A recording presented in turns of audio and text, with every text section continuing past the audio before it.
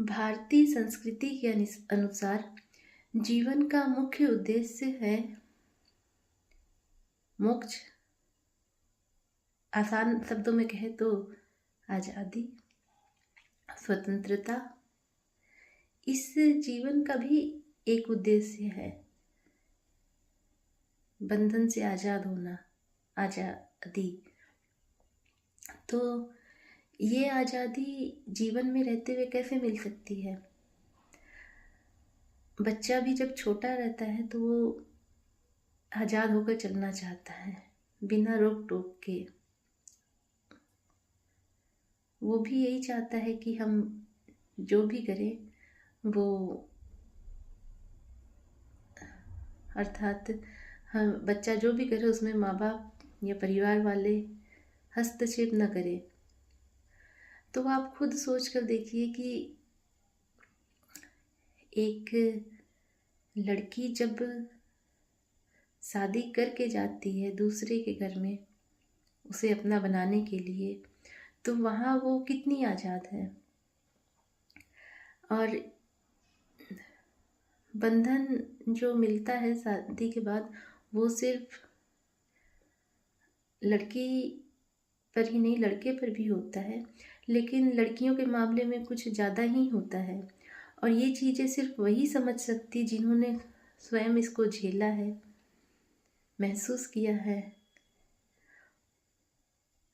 और ये चीज़, कुछ चीज़ें हैं जो शादी के बाद का जीवन को आसान बना सकती हैं। जैसे अगर शिक्षा को लें तो शिक्षा एक ऐसा माध्यम है जो व्यक्तित्व का विकास करता है। इसलिए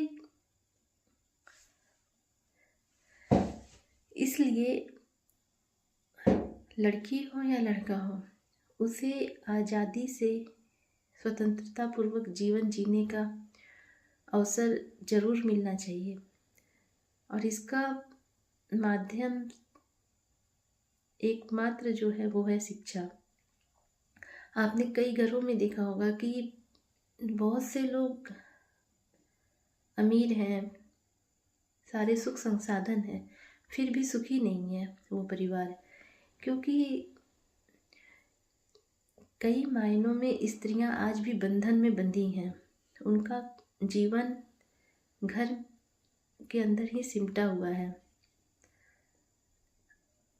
अब उसके 10 हाथ पैर तो है नहीं कि वो एक जगह किचन संभाले, दूसरी जगह झाड़ू पोछा लगाए, दूसरे कमरे में और साफ सफाई करे, बच्चों का ध्यान रखे, खाना बनाए। तो ये जो औरत है ये सुखी नहीं है। अगर कई इसमें सुख ढूंढती रहती हैं और फिर मेंटली डिस्टर्ब भी हो जाते हैं। मानसिक रूप से थकान वाला काम होता है जो उस वजह से स्त्री हो या पुरुष दोनों का चिक चिक होता ही रहता है। और एक कहावत तो आपने सुनी होगी कि घर बिगाड़ने वाली औरतें ही होती है। तो ऐसा क्यों कहा जाता है? क्योंकि कहीं न कहीं घर में जब औरत परेशान होती है तो किसी न किसी से तो दुख शेयर करेगी, और दुख नहीं शेयर करती है तो वो अंदर अंदर घुटती रहती है। चीखना चिल्लाना ये सब ज़्यादातर औरतें ही करती हैं। तो इसका एक कारण है कि व्यक्तित्व का संपूर्ण विकास नहीं हो पाता, आज़ादी नहीं मिल पाती, वो स्वतंत्रता पूर्वक जीवन यापन नहीं कर सकती। तो लड़की हो या लड़का, दोनों को अपना अपना करियर बनाने का पूरा मौका देना होगा।